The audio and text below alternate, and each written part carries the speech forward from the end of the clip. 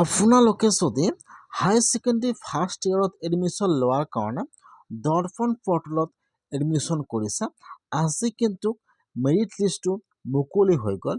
কেনেকুৱাকৈ আপোনালোকে higher secondary first ইয়েৰৰ merit লিষ্টটো আপোনালোকে আপোনাৰ নিজৰ মোবাইলৰ পৰা চেক কৰিব বা আপোনালোকে কোনটো কলেজত আপোনালোকৰ নামটো চেংচন হৈছে কেনেকুৱাকৈ আপোনালোকে চেক কৰিব। মই আজি এইটো ভিডিঅ'ত আপোনালোকক সম্পূৰ্ণ প্ৰচেছ দেখুৱাই দি আছোঁ। আপোনালোকৰ কিমান পাৰ্চেণ্টেজ থাকিব লাগিব, থাকিলে আপোনালোকে কোনটো কলেজত লাভ কৰিব সম্পূৰ্ণ প্ৰচেছ জনাই দি আছোঁ, জানি লওক। এতিয়া আপোনালোকে ফাৰ্ষ্ট দৰ্পণ পৰ্টেলত আহি যাব।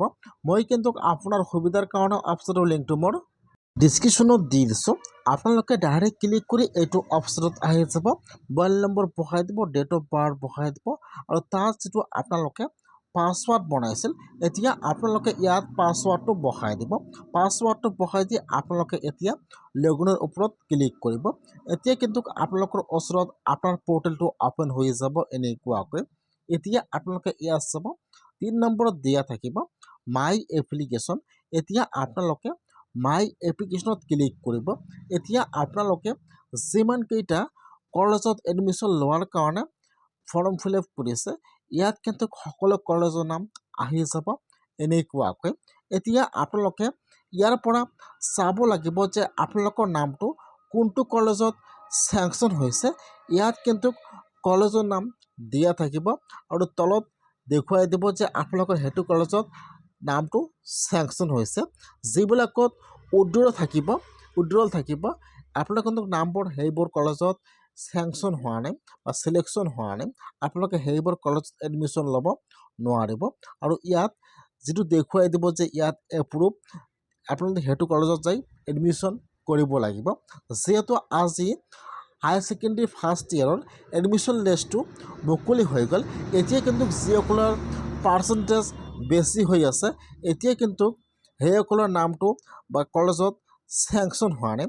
সেইকাৰণে যদি আপোনালোকৰ পাৰ্চেণ্টেজ বেছি আছে, আপোনালোকে যিটো কলেজত এডমিশ্যন লৈ বিচাৰে, যদি আপোনালোকৰ নামটো এতিয়া চিলেকশ্যন হোৱা নাই, তেনেহ'লে আপোনালোকে কিন্তু ৱেইট কৰিব লাগিব। বহুতে কিন্তু কমেণ্ট কৰিছে যে মোৰ পাৰ্চেণ্টেজ ইমান হয়, এতিয়াও মোৰ সেইটো কলেজত নাম চেংচন হোৱা নাই। বৰ্তমান কিন্তু যিকোনো এটা কলেজত আপোনালোকৰ নামটো চেংচন হ'ব। যিবিলাকত পাৰ্চেণ্টেজ কমত লোৱা হয়, সেইবিলাকত আপোনালোকৰ নামটো চেংচন হ'ব। যদি আপোনালোকৰ পাৰ্চেণ্টেজটো বেছি হৈ আছে, আপোনালোকে কিন্তু মাত্ৰ এদিন ৱেইট কৰিব লাগিব। আপোনালোকে অলপ সময় ৱেইট কৰক, আপোনাৰ কিন্তু সেইটো কলেজত এডমিশ্যন বা আপোনালোকৰ নামটো চেংচন হৈ যাব। বহুতৰে কিন্তু সেইটো প্ৰব্লেম হৈ আছে।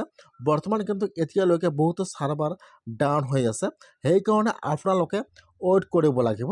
যদি আপোনালোকৰ পাৰ্চেণ্টেজ কম আছে, আপোনালোকৰ এতিয়াও এটা কলেজতো আপোনালোকৰ নামটো চেংচন হোৱা নাই, তেনেহ'লে কিন্তু আপোনালোকে এতিয়া অলপমান ৱেইট কৰিব লাগিব।